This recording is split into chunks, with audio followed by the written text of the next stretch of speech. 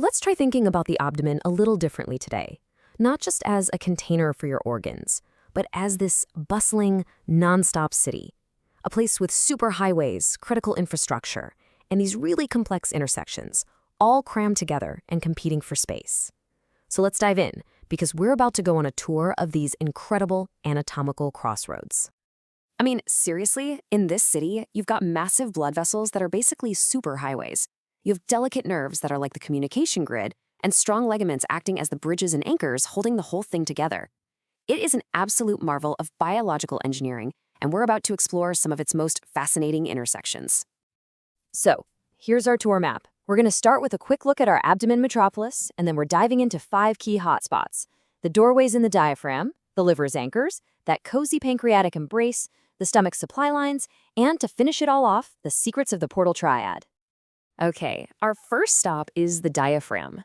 Think of it as the great muscular ceiling of our abdominal city. But here's the thing, it's not a solid wall.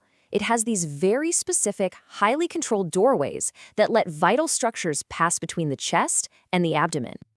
And that brings us to our first puzzle. The diaphragm has a special opening just for the esophagus. It's called the esophageal hiatus. But the esophagus isn't traveling alone. So out of all the other major structures passing through the diaphragm, which one basically hitches a ride with the esophagus through this specific gateway? Well, this little chart here maps out the traffic flow for us perfectly. As you can see, most of these big structures have their own private express lane. The huge inferior vena cava gets its own caval opening. The aorta and the thoracic duct, they travel together through the aortic hiatus. So, if they all have their own designated paths, who's left to travel with the esophagus? And that just leaves one suspect, doesn't it? It's the vagus nerve. It travels right alongside the esophagus through the exact same opening. And really, it makes perfect sense when you think about it. This nerve is a critical communication line for the entire digestive system. So, of course, it's going to stick close to the main food pipeline. All right, moving on.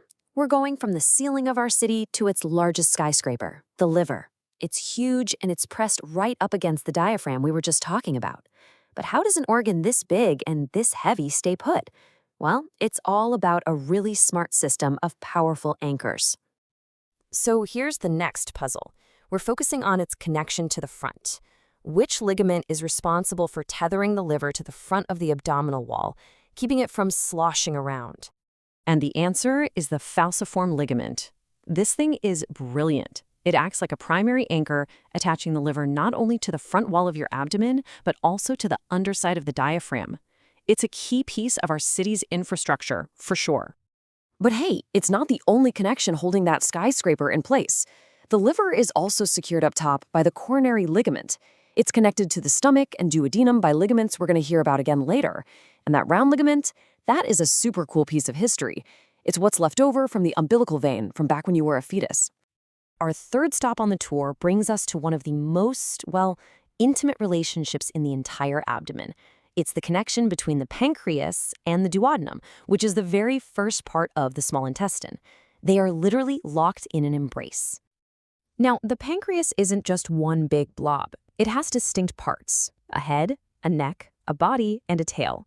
So the question is, which specific part is the one that's nestled right into the curve of the duodenum?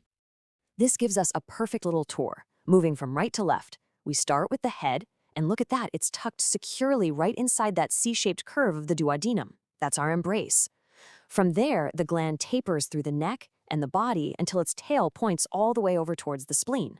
So yep, it's the head that forms that super close connection.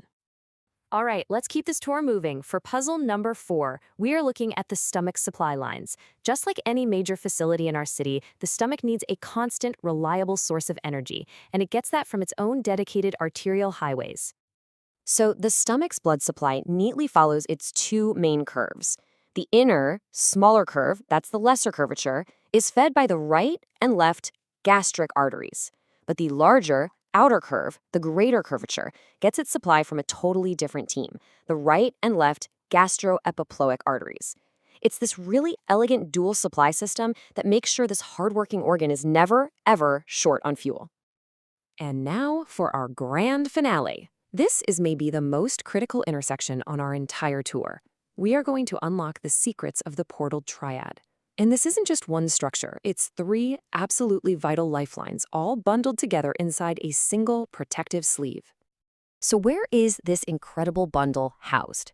Inside the hepatoduodenal ligament, which we mentioned earlier.